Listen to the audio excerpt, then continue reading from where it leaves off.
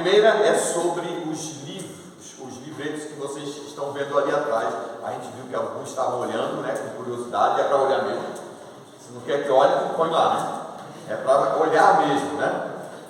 Esses livros são livros de autoria de minha esposa, Agda Yumi, e são livros que contam histórias da Bíblia, mensagens da Bíblia, de forma poética para crianças. Só que a gente tem descoberto que quanto mais os adultos veem, mais eles se interessam, né? E tem nesse formato sempre, com a história contada de um lado, do outro lado um glossário para a criança, para estimular ao conhecimento, e que contam histórias da Bíblia. Eu vou pegar uma parte aqui que eu abri da história da Arca de Noé. Tantos animais juntos, como seria isso? Leão, jacaré, bicho, preguiça, pato, cavalo, águia, galinha, gato. Que confusão! Só Deus para ajeitar a situação. Noé obedeceu, ele em Deus confiou, pois o bondoso Criador controla tudo com amor. Nos 40 dias que choveu, na arca Noé ficou. Então, nós temos esses livros, eles são publicados pela editora Peregrino, né, e nós trouxemos alguns, nós temos ainda, para os irmãos, tá bom? Então estão ali, lá atrás, para vocês olharem, se interessarem. Tem algumas histórias, inclusive o nascimento de Jesus Cristo, né? Nós que estamos chegando aí no Natal. Então, tem a foto bonita da minha esposa, bonita, né? Agda Yumi, quer dizer a mais bela. Então, está aqui. E as crianças gostam desse bonequinho dela. É desse negocinho aqui, ó. Como é que é o nome mesmo? Isso aqui? Avatar, né? A turminha gosta do Avatar. Aí olha, compra, lê, aí olha para ela e fala, né? Então está ali para os irmãos apreciarem. A outra coisa que eu quero dizer rapidamente é sobre a Faculdade Batista Logos em São Paulo, que existe há mais de 60 anos, formando obreiros, formando pessoas, preocupada em servir a igreja. Meu irmão, minha irmã, todo centro de formação teológica não existe em função de si mesmo, existe em função da igreja. Existe porque existe igreja. Então, um seminário, uma faculdade teológica como a nossa, tem a responsabilidade de se aproximar da igreja para entender a necessidade da igreja e oferecer formação, serviço que vai contribuir com a vida da igreja. E nós temos nos preocupado com isso nesses anos. E temos buscado formar pessoas vocacionadas ao ministério integral, né, pastores, missionários, mas não somente isso. Temos também nos preocupado com o restante da igreja. Porque um seminário não existe somente para o vocacionado ao ministério pastoral. Ele existe para a igreja. Então nós temos, e eu gostaria de chamar a sua atenção para isso, nós temos uma série de cursos e formas que visamos contribuir com a igreja local. Então nós temos o curso de bacharel em teologia, que pode ser feito com um certificado reconhecido, né, pelo Ministério da Educação e Cultura, ou pode ser feito de forma livre. Nós temos pós-graduações em gestão e liderança na igreja, em aconselhamento bíblico, em Bíblia, né, interpretação e ensino, em pregação expositiva, em adoração e louvor, em teologia, em missões. Então nós temos uma série de cursos assim. Temos um mestrado em aconselhamento bíblico e um mestrado também em teologia ministerial. E nós temos, e é esse que eu quero chamar a sua atenção, nós temos alguns cursos diferentes voltados para a igreja. Um desses é chamado curso alvo. É um curso breve de teologia, que a pessoa cumpre esse curso, ele faz todo esse curso em 9 meses, ok? Com aulas toda quinta-feira à noite. E ele é híbrido, quer dizer, todos os nossos cursos são híbridos. Nós temos pessoas lá na sala de aula e temos pessoas ao vivo, virtualmente. E todo mundo se vê e todo mundo se fala. Nós temos 4 câmeras nas salas de aula temos uma TV grande, então todo mundo que está em casa vê todo mundo que está na sala de aula, todo mundo que está na sala de aula vê todos os que estão em casa, né? E todo mundo se vê e se fala. Então participa como se estivesse em sala de aula, todo mundo, né? Então esse curso-alvo é um curso voltado para o membro de igreja. Para o membro de igreja. Não tem tarefa. Agora eu falei a língua de todo mundo. Quando a gente fala isso, todo mundo gosta. Não tem prova, não tem teste, né? Não, a gente tem. O que é obrigado? Participar. Por quê? O objetivo é despertar, formar e qualificar o membro para que ele sirva na igreja local, de acordo com os seus dons e talentos. Então nós temos aula de hermenêutica, de teologia, de panorama do Antigo, panorama do Novo, de ensino na igreja, de liderança, né, de evangelismo discipulado, de música e que é breve, e de aconselhamento bíblico. Isso durante 9 meses. E as aulas são quinta-feira, das 19 às 22 horas. A pessoa entra no link e ela entra e participa, da onde ela estiver. Nós temos gente de todo lugar no Brasil. A primeira turma foi esse ano, aliás, está concluindo agora. A primeira turma, nós tivemos 67 pessoas. Tem gente do Amazonas, tem gente do Rio de Janeiro, de tudo que é lugar, né? Então, e temos normalmente uma média de 40 pessoas na sala de aula, o restante tudo virtual, né? Participando. E quem faz mais pergunta é quem está virtualmente, né?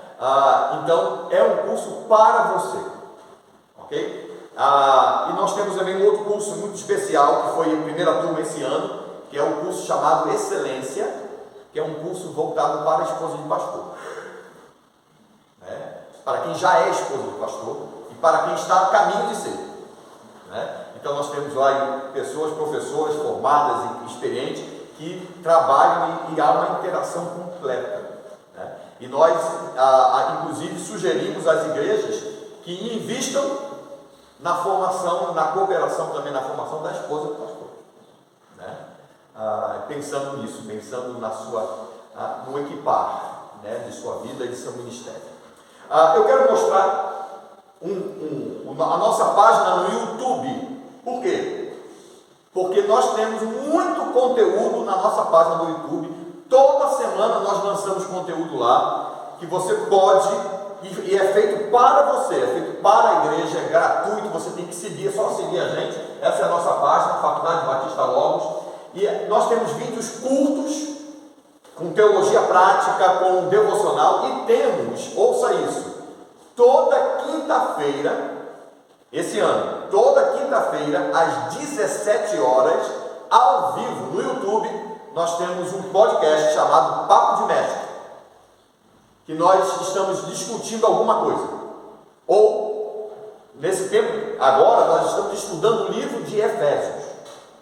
Eu vou mostrar para vocês um pouquinho disso, né? Mas tem vários assuntos: como lidar com o sofrimento, o cristão e a política, e assim por diante. A gente discute isso, e é ao vivo, a pessoa pode interagir. Ela entra lá, faz pergunta no chat, a gente responde e assim vai, né? E depois que é feito o ao vivo, fica gravado. Então eu vou mostrar rapidamente um pedacinho de alguns, de 2 desses cursos. Vamos ver o primeiro ali, que foi o último. Foi da semana passada. Pode clicar. Pega e vai. Põe som. Tem som? E arrasta para algum lugar no meio aí. Pode clicar no meio. Pastor, só um minuto que eles vão ligar o. Tá bom, o som. Pastor, também tem o Fé na Faculdade, né? Pessoas. Nós temos todo ano uma programação de um sábado, que é chamado Fé na Faculdade.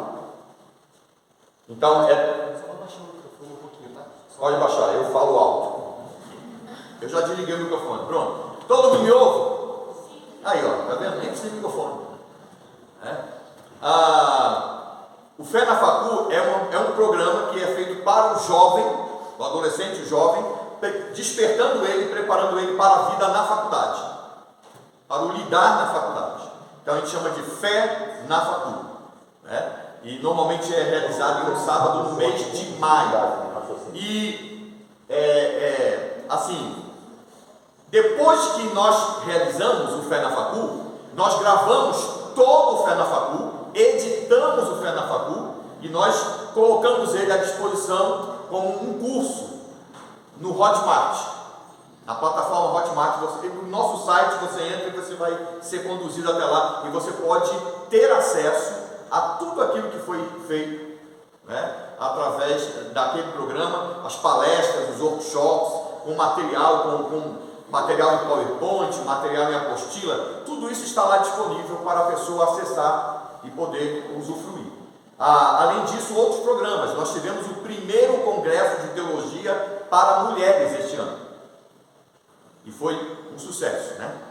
A mulherada sempre participa muito, né? Então nós tivemos a missionária, conselheira bíblica e médica Simone Botileiro sendo a preletora, ok? Ano que vem será o primeiro congresso de teologia para homens e quem falará será o pastor Jairo Cáceres, que é dono e coordenador do Ministério do Nutra, da editora Nutra, que trabalha com aconselhamento bíblico. Vai ser muito bom. Esse é um pedaço do nosso último podcast. Você tem um cara que raciocina muito bem, que escreve muito bem, né? E é coerente, movido pelo Espírito Santo, evidentemente. Então, ele está dizendo, ele não está, a luz, a semelhança do texto que ele cita de Davi, pode chegar mais à frente, da sua expressão, da sua... Mas para ajudar a pessoa. Isso não é um peso, não é uma obrigação simplesmente. Dá uma pausa. O que nós estamos fazendo aqui? Nesse caso, nós estamos estudando a carta de Paulo aos Efésios. E então vamos conversando sobre a carta de Paulo aos Efésios. E o Tiago vai conduzindo a gente com perguntas, e eu e o professor Carlos Bacotina vamos respondendo e reagindo um ao outro e respondendo quem faz pergunta no chat, também sobre a carta de Paulo aos Efésios. Mas tem muitos outros temas, além do estudo de um livro.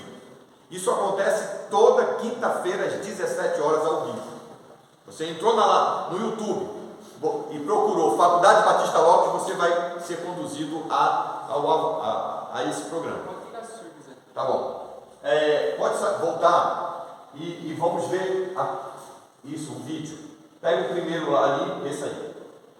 Mande embora, tipo. Não, isso aí é propaganda. Pronto. Também é propaganda. Juntei 200. Também é propaganda.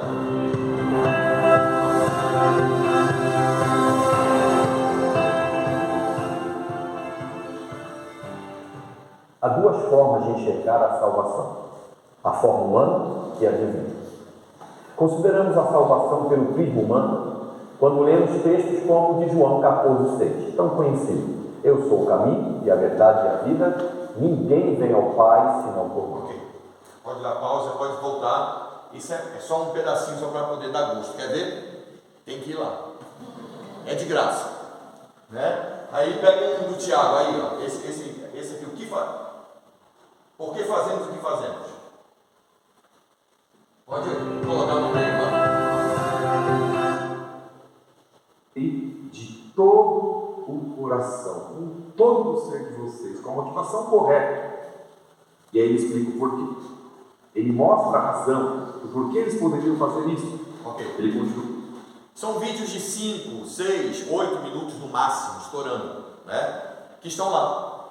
Tudo isso é produzido para a igreja, né? Então nós temos muito conteúdo e você pode aproveitar, né, de todo esse conteúdo, aplicando a sua vida, aplicando a vida da igreja. A gente insiste com os pastores para que estimulem os seus membros a constantemente visitar essa página e se nutrir aí de bom alimento, de uma boa teologia, de uma boa leitura das Escrituras. Porque tem muita coisa hoje na internet, mas nem tudo presta. Certo? Então, é fácil. Faculdade Batista Lopes. Pronto, você está lá. Tá bom? Muito bem, obrigado. Vamos colocar agora o PowerPoint e aí vamos começar o nosso estudo. E eu sempre estou aqui com o meu cronômetro, tá? Comecei agora. A dinâmica da normatividade. Tá aí? Peraí, deixa ele colocar. Aí. Vamos ver se liga. Essa é a nossa família. Tá bom? Para você conhecer. Então, deixa eu ver. Aqui. Esse aqui dá para saber quem é, né? Aqui é a Ilma, ela está mais bonita agora. Essa aqui, esse é o mais velho, Walter Toshio, casado, mora no Rio de Janeiro, nos deu uma netinha morena linda, né? Esse é o nosso filho do meio, Weber e Sal, mora em Fortaleza, nos deu 3 netas e pastoreia em Fortaleza. Essa é a nossa filha Ana Yuki e agora está grávida de uma menina. Vamos ter 5 netinhos. Que maravilha! O que um avô quer mais? Nada, né? Nada, só isso aí. Então essa é a nossa família. Rapaz, isso não está passando. A dinâmica da normatividade. Historicamente, meu irmão, minha irmã, nós somos o povo da norma. Batista regular. Vivendo ou não das normas, nós apelamos para elas, quando diante de algum impasse. Logo, a principal questão é: o que significa ser normativo? E como se determina o que é ou não normativo? Isso é fundamental. Quando nós olhamos para a Bíblia, em muitos momentos, especialmente no Novo Testamento, a começar pelo livro de Atos, há sempre uma preocupação: o que é normativo ou não para a igreja? Quer dizer, o que nós temos que trazer para a nossa realidade, a semelhança do que está no texto, e aplicar para a nossa vida. A primeira questão é o que significa ser normativo. E eu vou colocar aqui, não está indo. Eu vou precisar de vocês aí para clicar. Está contigo? Está vendo? Parece que não. A impressão que eu tenho é que não. Você que sabe mexer. Parece leve. Vamos olhar aqui.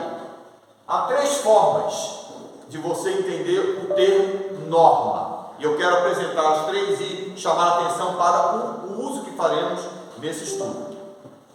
A primeira é quando nós usamos para a Bíblia como um todo. Às vezes a gente diz: a Bíblia é a nossa regra de fé e prática. Então, quando nós usamos o termo norma para a Bíblia, nós estamos pensando no referencial. Ela como revelação de Deus, como conjunto dos princípios, como exemplos de normas. Então, é esse o uso quando a gente fala da Bíblia como norma, né? Pensando no seu todo, pensando no referencial. Mas nós podemos usar também o termo norma, limitadamente, para princípios. Pode clicar. Então, quando usamos para princípios, agora está indo? Estava com isso aqui, né? Ele deu uma risadinha porque ele me pegaram. Quando usamos para princípio, então nós estamos pensando num referencial, como está aí, específico, que deve ser aplicado à vida, determinando a vontade de Deus para a igreja.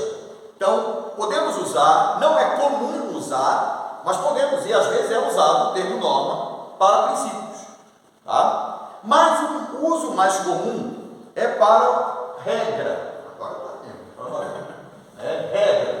Quando nós pensamos em regra, estamos pensando numa determinação específica, que objetiva facilitar o aprendizado e a vivência de um princípio. Então nós, nesse estudo, vamos usar o termo norma nessa terceira forma, que é a mais comum. Norma é sinônimo de regra, ok? Todo mundo entendeu? É assim que vamos usar aqui. Norma. Quando falarmos em norma, estamos pensando em regra. Eu quero citar aqui 2 textos. Está aí. Romanos 2,15, 2 Timóteo 2,5. Estes mostram a norma da lei gravada no seu coração, testemunhando-lhes também a consciência e os seus pensamentos, mutuamente acusando-se ou defendendo-se. 2 Timóteo 2,5. Igualmente, o atleta não é coroado se não lutar segundo as normas. Esses dois versos servem de referência para um início de definição. Em ambos, há uma determinação, uma ligação, uma determinação direta com uma lei, com uma determinada lei como referência para a situação. Em Romanos 2,15, o termo obras da lei, ergon. Na carta a Timóteo, nós temos o advérbio legalmente, legitimamente, ligado à lei estabelecida para as competições atléticas. E qual é a ideia? Em ambos, e nós vamos ver isso várias vezes na Bíblia, a ideia é de uma conduta estabelecida por algo reconhecido como lei. Nós temos um referencial, nós temos uma lei, ok? Nós temos um princípio estabelecido, criando e organizando ações e atitudes inegociáveis. Que nós temos uma lei, um princípio, um mandamento, que a partir dele se estabelecem normas, regras, que vão facilitar a compreensão do princípio, a compreensão da lei e a sua vivência. Então, algo ser normativo implica em ter força de determinação. Aplicando à igreja, algo ser normativo implica no resultado positivo de se levar em consideração, tornando-se exatamente aquilo que deve ser assumido ou realizado. Logo, ser normativo obrigatoriamente redunda em estabelecimento de tradição. Certo? E aí eu tenho uma perguntinha para fazer para vocês. Nós estamos em aula agora, tá? Então não precisa aquela... Quando é mensagem o pessoal tem dificuldade de responder, né? Mas quando é aula, não, porque eu vou lembrar. E não é prova, não é teste. Ninguém vai deixar de passar de ano. Então, vamos lá. Algo normativo pode sofrer algum tipo de mudança, de transformação? Pense. Sim. O rapaz disse aqui, sim. Como norma, sim. Em si, pode. Ok. Eu tenho uma segunda pergunta que nos ajuda a entender até o porquê. A segunda pergunta: o que é determinante? A lei. A lei, o princípio, ou a regra estabelecida a partir dela? A lei é determinante. Concorda? O determinante é a lei, é o princípio, mas tem a regra. Ok, a regra, como nós vimos nos textos, ela tem um referencial que é a própria lei. E ela nos ajuda a entender isso. Então, se considerarmos, ouça bem, se considerarmos a norma como desenvolvimento da lei, como cooperadora para o entendimento e a vivência do princípio, então nós perceberemos que assume um papel didático para o contexto. A norma assume um papel didático. Norma é o que mesmo que nós estamos usando? Regra. Uma regra. Certo? A norma assume um papel didático. Sendo didático e estando determinantemente ligado ao princípio, ela deve fazer prevalecer duas características. Está aqui, ó. Duas características. A primeira, a fidelidade ao princípio norteador. A segunda, o dinamismo para o aprendizado. Consequentemente, fazer lembrar do princípio e ajudar a viver o princípio. Isso aqui que nós temos que gravar. Para que existe a norma? Para fazer lembrar do princípio e ajudar a viver o princípio. Podemos repetir juntos isso? Porque eu vou voltar a isso, aí vou fazer uma provinha com vocês. Né? Para que a norma existe? Vamos ler juntos. Fazer lembrar do princípio e ajudar papel da norma. Esse é o papel da regra. Então veja que a regra, e nós vamos chamar a atenção para isso, ela não existe voltada para si mesma. Ela não tem um fim em si mesma. Ela está sempre voltada para um princípio. Ok? Então isso é fundamental. Os princípios de Deus são os princípios de Deus que orientam, definindo os extremos de nossa conduta. Entendendo e aplicando os princípios de Deus à nossa vida, em nosso ministério, em nossos relacionamentos, nós somos fadados a realizar a vontade de Deus e nós seremos por Ele aprovados, porque nós estamos vivendo de acordo com os seus princípios. Mas se ao contrário, nós mantivermos os seus princípios distantes da realidade da nossa vida, da vida diária, nós somos fadados ao fracasso ministerial. Assim como somos fadados aos nossos relacionamentos e a toda a nossa realidade. Então, qual é a diferença imediata e abrangente entre regras e princípios? É que, diferentemente das regras, diferentemente das normas, os princípios são diretivos, são aplicáveis em toda e qualquer época, em toda e qualquer cultura, em todo e qualquer costume. Entendeu isso? Nós estamos no Brasil, e aqui no Brasil nós estamos agora em Pinhais, no Paraná.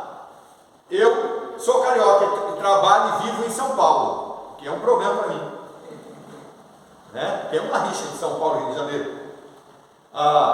É mais do paulista para conosco do que nós para com eles. E eu brinco com o pessoal lá, falando, não, Deus traz do Rio de Janeiro cariocas para resolver o problema de São Paulo. Então o governador de São Paulo hoje é carioca, né? E o diretor do Lopes também. Pronto, está resolvido. E aí, como eu sou o diretor, eles têm que engolir, né? E aí a gente cai na risada. Mas nós temos irmão aqui que é lá do Amazonas. Temos pessoas que são de outras regiões. O próprio Brasil é uma diversidade cultural e assim por diante. Isso não importa. E algumas regras são aplicadas de formas diferentes e às vezes nem são aplicadas em alguns contextos. Mas os princípios são aplicáveis em todo e qualquer contexto, independentemente da cultura, independentemente do tempo. Por isso que Deus, em sua palavra, revelou aquilo que gostaria de revelar, muito mais por princípios do que por regras. Nós temos um exemplo, eu marquei aqui um exemplo para a gente, um exemplo de regra. Em Levítico 19, 27, não precisa abrir. Levítico 19, 27, nós encontramos uma regra clara, uma norma. A regra é assim: não cortareis o cabelo em redondo, nem danificareis as extremidades da barba. Falando do sacerdote. E ele fala, e dá outra regra também, no mesmo contexto. Ouça, a regra é: o sacerdote é proibido de usar uma roupa, uma túnica com mais de uma cor. Por isso que eu estou de preto. É brincadeira, tá? É brincadeira. Brincadeira no meu contexto, mas a regra está na Bíblia. Do sacerdote. E aí você fala, o que é essa regra? Por que essa regra? Por que essa regra naquele tempo? E aí nós vamos entender uma regra que não é mais considerada pelo povo de Deus. Por quê? Porque formar os cabelos numa curva arredondada e na barba fazer desenhos ou cortar a barba naquela época fazia parte das práticas pagãs de culto e de luto. Isso identificava um sacerdote pagão. Então, quando Israel entrou na terra prometida, você tinha povos ali. E aqueles povos, era comum você chegar num povo, num povoado, você identificava o sacerdote por sua roupa e pela maneira como ele cortava o cabelo e as barbas. E aí você falava sacerdote. E tem outra coisa: se ele usasse uma túnica de 2 cores, você já saberia que aquele povo adorava 2 deuses. Se a túnica fosse de 3 cores, 3 deuses. Por isso que o Senhor virou para o povo de Israel, para o sacerdote, e falou, quando ele estabeleceu as regras, naquele contexto, e disse: o sacerdote só pode usar a túnica de uma cor. Por quê? Qual é o princípio? Adorar um só Deus. Percebe? Então foram regras que faziam sentido para aquele contexto. Ajudava. Para que existe a regra mesmo? As 2 coisas. Lembrar o quê? O princípio, e ajudar a viver o princípio. Então, aquela regra ajudava o povo a se lembrar do princípio, de ser diferente, de ser santo e de adorar um só Deus, e ajudava o povo a viver o princípio. Agora eu pergunto: hoje essa regra tem sentido? Vira a cabeça um pouquinho, pastor. Vira para eu ver seu cabelo atrás. Olha lá, arredondadinha, ainda tem uma pontinha assim, ó, no cabelo. Arredondou e ainda tem uma pontada ali, ó, né? Eu não vou virar o meu porque é muito grande o meu cabelo, então não dá certo. Mas a maioria aqui arredonda o cabelo e apara as barbas. Tem problema? Tem sentido essa regra para o tempo de hoje? Não, mas o princípio de adorar um só Deus e de ser santo continua, só que é vivido de uma outra maneira no contexto que nós estamos. Então, eu vou voltar às perguntas. Algo normativo pode sofrer algum tipo de mudança, de transformação? O que é determinante? A lei ou o princípio? Algo normativo pode sofrer algum tipo de mudança, de transformação? Sim. Por causa de sua dinâmica didática, que deve ser aplicada ao contexto, à época de sua consideração, sem perder a essência do princípio. Toda norma tem esse papel duplo, de ajudar a pessoa ou as pessoas a se lembrar do princípio e ajudar as pessoas a viver o princípio. Né? Então isso é fundamental, é para isso que a norma existe. E aí eu quero chamar a sua atenção para a segunda parte que nós vamos usar o PowerPoint direto agora. Como se determina o que é ou não normativo? Então eu vou com vocês, tá? Vou ficar olhando para trás um pouco porque eu não tenho aqui um retorno, então vou olhar aqui com vocês. Vamos lá. Vamos pensar no princípio, o princípio da unidade. Princípio da unidade. E vamos pensar numa prática ordenada, a ceia do Senhor. Concorda que a ceia do Senhor é uma prática ordenada? Ok? Tá bom. Vamos pensar no princípio da participação coletiva. E nós temos uma prática criada, o regime congregacional. Concorda que o regime congregacional é uma prática criada? Quer dizer, você tem indícios nas Escrituras, no Novo Testamento, que nos leva a crer que seria a melhor forma de governo para a igreja, mas você não tem uma ordem no Novo Testamento dizendo: assume que toda a igreja seja no regime congregacional. Então, concordam comigo? Muito bem. Aí a pergunta é: nós temos aí dois princípios e 2 práticas. E existe flexibilização para essas práticas? Sim ou não? Sim. Por exemplo, há formas variadas de celebrar a ceia do Senhor. Periodicidade e modos. Hoje, normalmente, a maior parte das igrejas celebra a ceia uma vez por mês. No início da igreja era todo dia. Lá quando a igreja iniciou, Novo Testamento, todo dia. Mas todo dia ceia do Senhor. E tinha problemas. A igreja de Corinto, por exemplo, Paulo escreveu para resolver o problema. Você está filmando, né? Eu esqueci. Eu estou andando. Para resolver problemas. Porque tinha gente que, hoje, agora é ceia. Então, o que eu vou fazer? Eu não vou nem comer em casa, vou deixar para comer e beber na igreja. E comi e bebi a ponto de ficar bêbado. Aí Paulo escreve, por que isso? Como é que pode um negócio desse? E aí ele conserta as coisas, né? Mas há formas variadas, até de celebrar.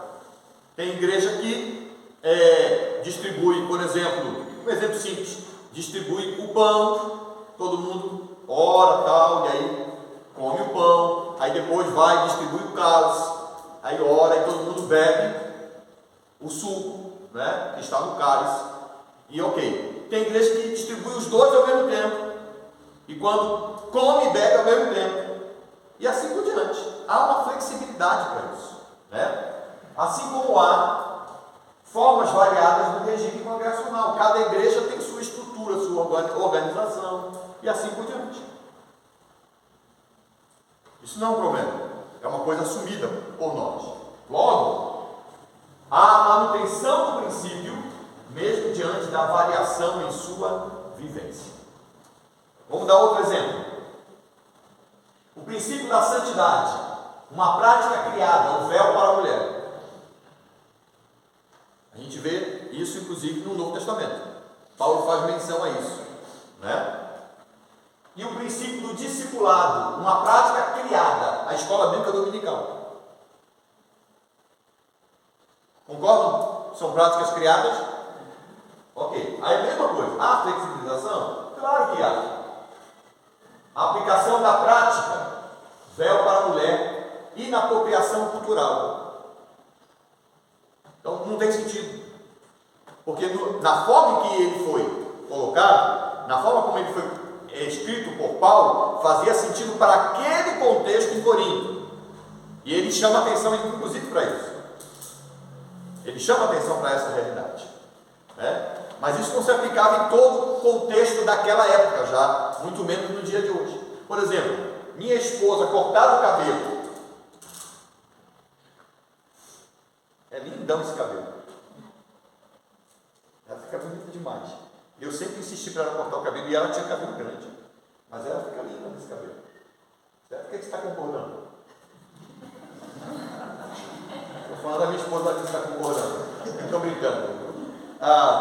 Então, ela cortar o cabelo cria algum problema, algum embaraço? Vamos pegar no exemplo do contexto do texto lá. Identifica ela como uma prostituta cultual? Não. No contexto de Corinto, sim. Porque as prostitutas cultuais eram identificadas, dentre outras coisas, com o cabelo curto. Diferente do comum das mulheres. E aí Paulo diz, olha, se você cortou o cabelo, ele não proíbe. Mas ele diz, coloque o véu.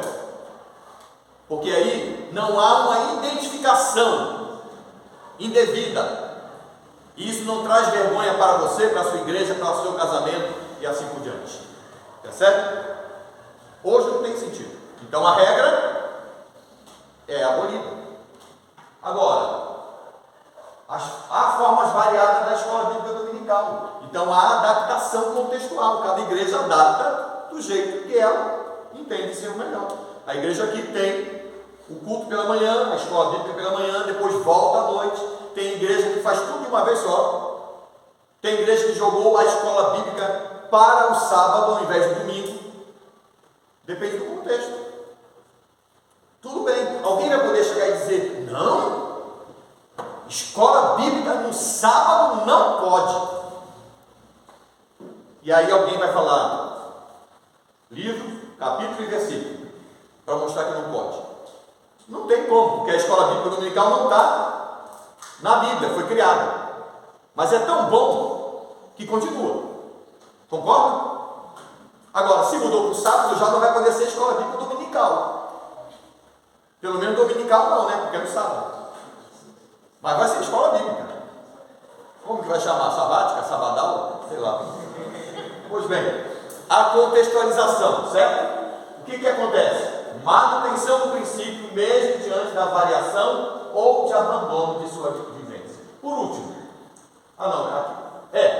o princípio da adoração e da sustentação, uma prática ordenada, o dízimo.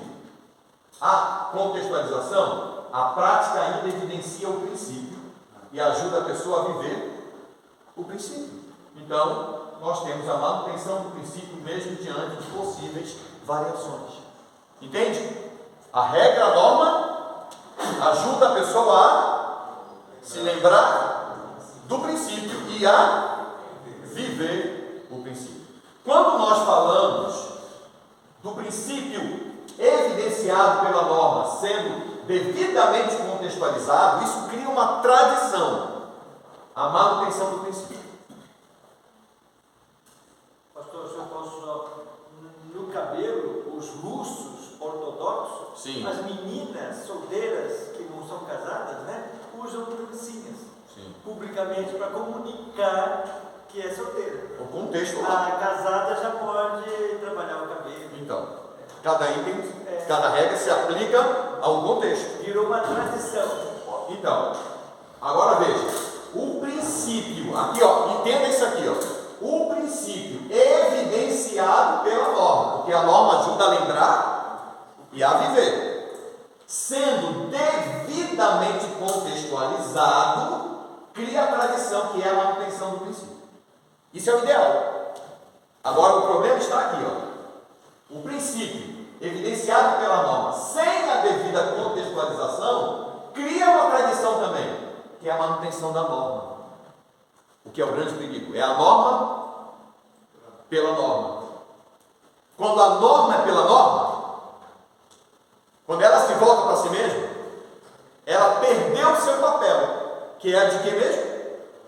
Ajudar a lembrar do princípio e a viver o princípio. Se ela não mais tem esse papel, se ela não mais ajuda a lembrar do princípio e a viver o princípio, ela não tem por que existir, porque o papel dela se volta para o princípio.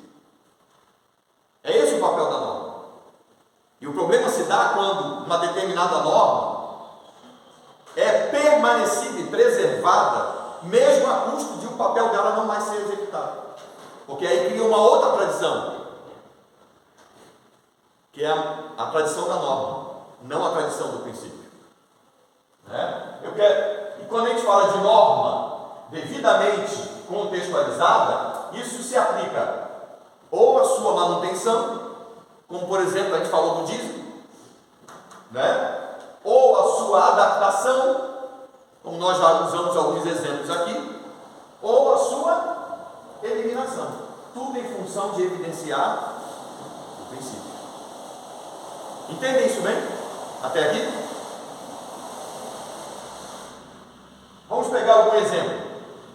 O princípio da pureza. E aí depende do contexto, que eu estou usando esse exemplo, mas pode ser diferente daqui de São Paulo, e assim por diante. Mas vamos lá, vou pegar esse mesmo. O princípio da pureza. Não ir ao cinema. Há uns 50 anos atrás, aproximadamente, em São Paulo, vou falar de São Paulo, tá bom? Se qualquer crente fosse ao cinema, ele era disciplinado. Por quê? Por quê? Porque naquele tempo, ouça isso, para você entender, naquele tempo, 50, 60 anos atrás, cinema em São Paulo só existia no contexto pornográfico. Não existia cinema que passasse qualquer outro filme, a não ser de conotação sexual. Entendeu? Então, é óbvio, se alguém, fulano foi ao cinema, ele só foi ver filme pornográfico, indevido. Então, por isso ele seria disciplinado. Quando nós olhamos para o contexto de hoje, esta regra de não ir ao cinema naquele contexto lá, ou ela foi adaptada ou foi eliminada. Por quê? Porque o cinema mudou completamente esse foco. Você praticamente não tem mais em São Paulo, inclusive em locais específicos que existiam, todos aqueles cinemas que exclusivamente passavam filmes somente de conotação sexual, desapareceu. Fechou. Então o cinema hoje, no sentido geral, é algo voltado para a família. No sentido geral, aberto. E geralmente está no shopping e assim por diante. Né? Então é algo para todo mundo ver. É claro que tem que ter suas devidas, eu vou falar sobre isso, seus devidos cuidados. Então, a adaptação da norma de não ir ao cinema, ou ela é adaptada ou ela é eliminada. Você tem uma tradição, a manutenção do princípio, com cuidado com a escolha do cinema frequentado, cuidado com a escolha do filme a ser assistido, e não somente no cinema, como também em casa. Porque o cinema está morrendo. O cinema vai acabar. Provavelmente. Porque todo mundo tem o cinema em casa. Os caras vão comprar um telão, botar lá e fazer um cinema em casa. Né? É o que está acontecendo. Netflix, e a Prime Video, e assim por diante. Tem que ter cuidado. Então você tem, mesmo que a norma seja eliminada, a tradição do princípio é mantida.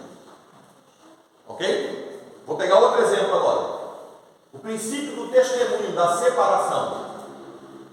Não usar o violão. Eu vou falar de São Paulo e do Rio de Janeiro. Especialmente o Rio de Janeiro, minha cidade. O violão foi um dos últimos instrumentos a entrar nas igrejas. E inclusive, não só na igreja, preste atenção nisso, nas orquestras. Foi um dos últimos instrumentos a entrar na orquestra, que não tem nada a ver com a igreja. Aí, não se usava o violão dentro da igreja e em orquestra. Por quê? É uma regra. Mas por que existia essa regra? Porque o violão era associado à boemia. A vida boêmia, especialmente no Rio de Janeiro. Então ele demorou a ser aceito por causa da associação dele com a vida boêmia.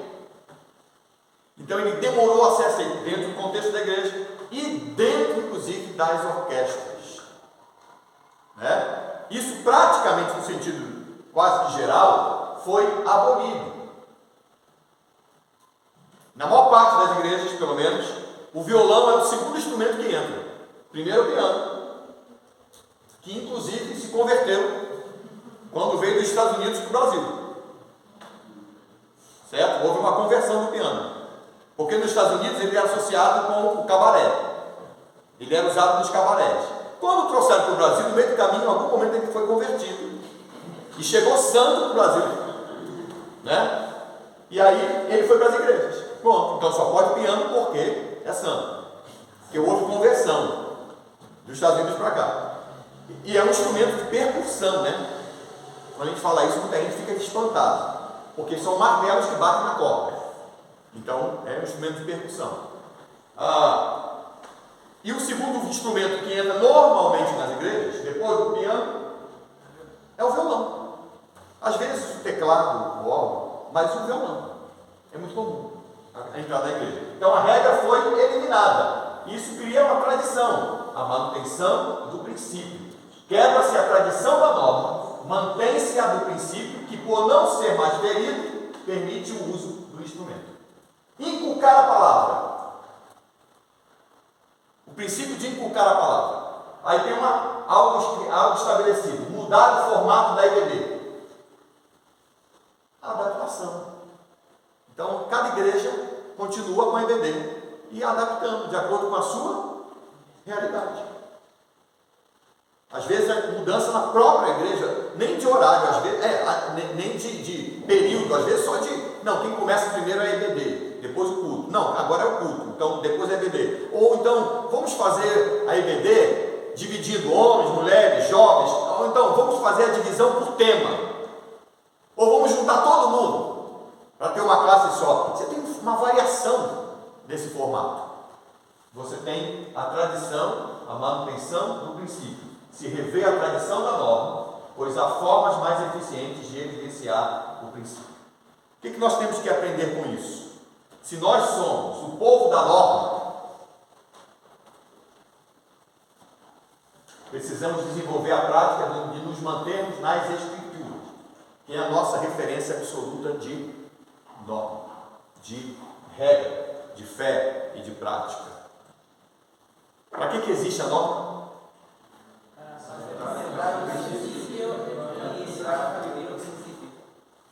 Fazer lembrar do princípio, mas não só isso, ajudar a viver o princípio. Se a norma, com a passagem do tempo, não mais cumpre esse papel, ou ela tem de ser adaptada para continuar com o seu papel, ou ela tem de ser eliminada ou substituída, porque o que prevalece não é a norma, mas o princípio.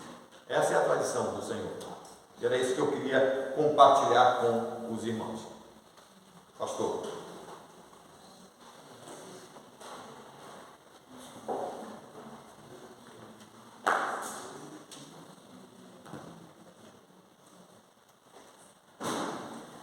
Jesus disse, né, vinde a mim, todos estáis cansados, sobrecarregados, e eu vos aliviarei.